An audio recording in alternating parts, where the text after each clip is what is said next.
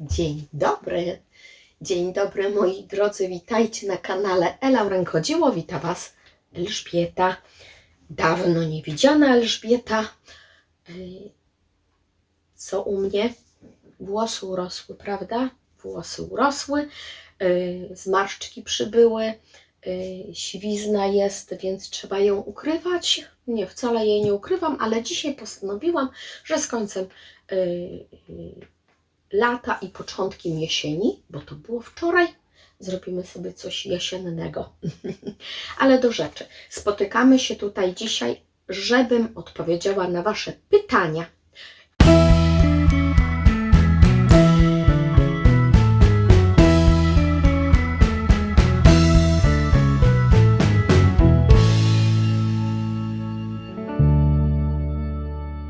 No właśnie, Wy zapytaliście, ja udzielę informacji, odpowiedzi, czyli tak zwane Q&A. Pytań mam bardzo dużo. Przygotujcie sobie kawę, Inka, herbatę, bo pytań jest aż 3. Ale nieważne ile, trzeba na nie odpowiedzieć. Pierwsze pytanie na kanale YouTube pod filmikiem na społeczności, bo tam Wam dałam taką możliwość, zadała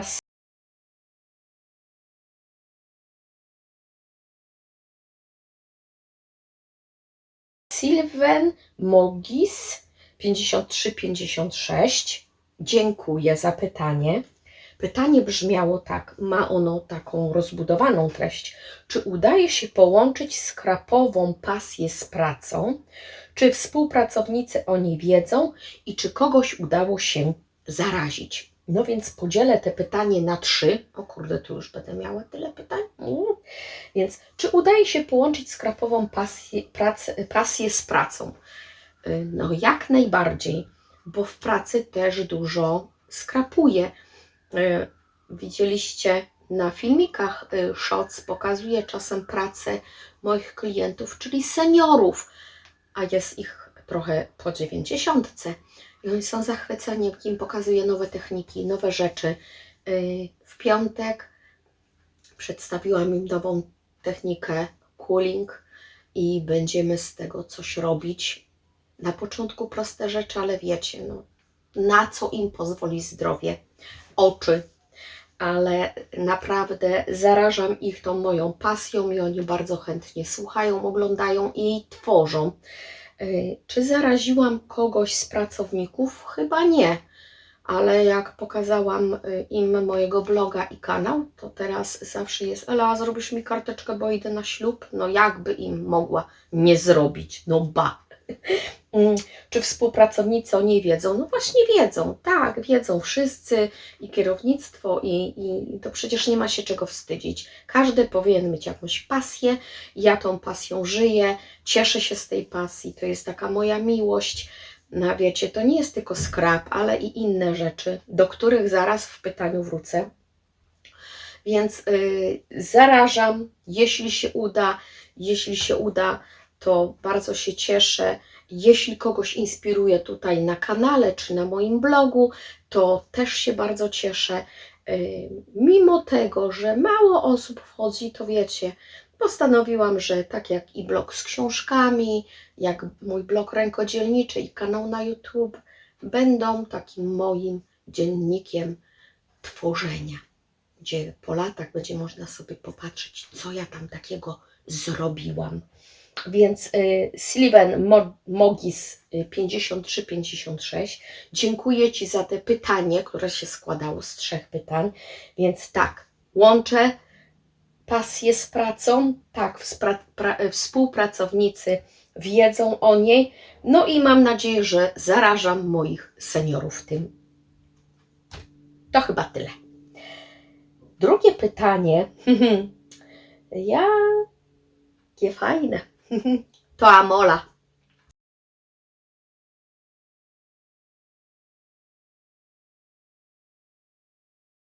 Zadał mi to pytanie i napisał: no właśnie, what's your story? Jaka jest moja historia? Ja już opowiadałam Wam. Jeśli chcecie wdrożyć się i więcej o mnie wiedzieć, to może w przypiętych komentarzach wrzucę Wam linki na te filmiki, o których więcej opowiadam o sobie. Macie też na moim blogu zakładkę intymnie oraz psychologicznie. I tam też dużo mówię o swoim życiu.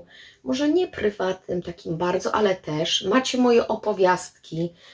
I to wszystko, co mówię w tych opowiastkach, to bardzo często wynika z moich przeżyć, z mojego życia. Pokrótce, wrocławianka z przypadku, mama 2 synów. Co jeszcze? Terapeuta zajęciowy, ale te moje drogi zawodowe przez te 38 lat różne zataczały koło, ale zatoczyły koło, bo zaczynałam jako nauczyciel, instruktor nauki zawodu i w sumie przedostatnia praca to też była właśnie praca jako trener zawodowy, czyli nauczanie zawodów, więc zatoczyłam. No i ostatnio teraz skończone 2-letnie medyczne podyplomowe studia z terapii zajęciowej. No i mogę powiedzieć, że od marca jestem dumnym terapeutą zajęciowym. Mam nadzieję, że to jest moja miłość, to jest moja pasja i to jest to, co kocham robić. Chciałam pracować z osobami starszymi, bo mam nadzieję, że Bóg da mi taką szansę i jak tylko dostanę tą emeryturę albo możliwość już przejścia na tą emeryturę, to śmigam zaraz do moich rodziców, żeby być z nimi na co dzień.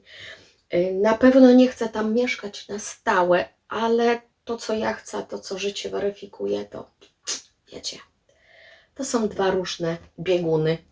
My możemy sobie chcieć, marzyć, a czasami życie weryfikuje wszystko. No i nie wiem, co ja jeszcze mam powiedzieć o tej mojej historii. Historia bogata, 38 lat, 57, jeszcze 57 lat życia, 38 lat pracy, więc wiecie, mnóstwo poznanych ludzi, mnóstwo przyjaźni, znajomości. Mało jeżdżę po świecie, bo nie potrzebuję tego.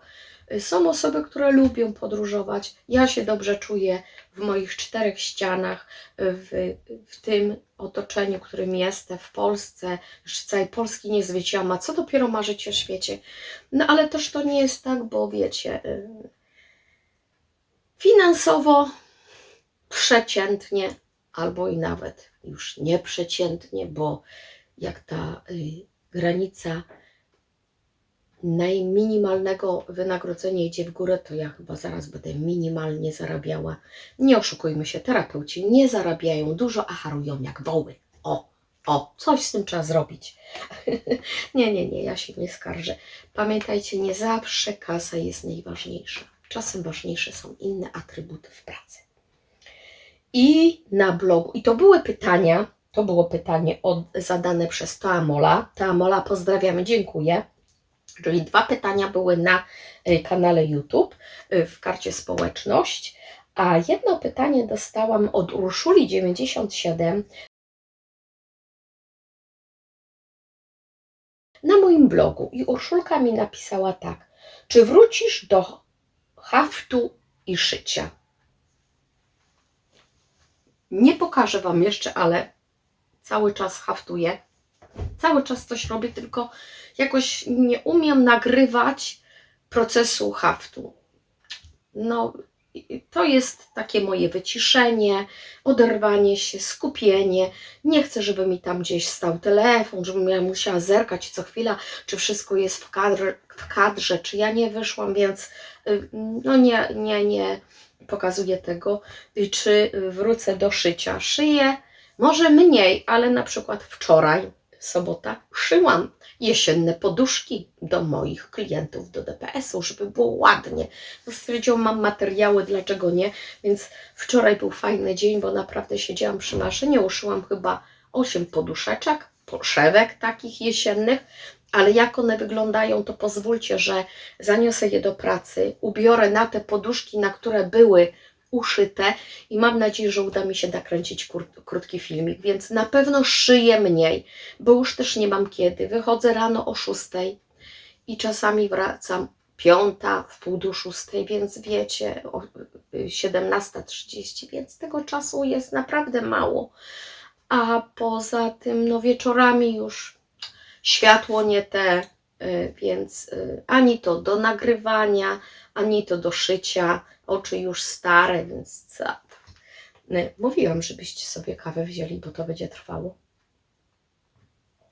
Któż inny umie tyle gadać jak ja na 3 pytania. Więc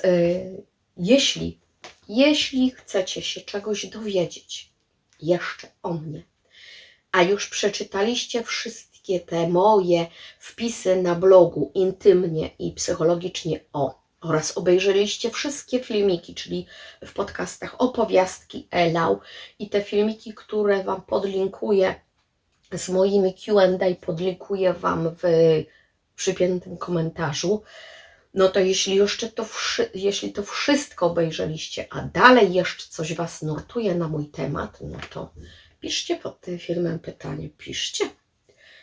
Zrobię sobie drugą inkę, odpowiem. A jakże?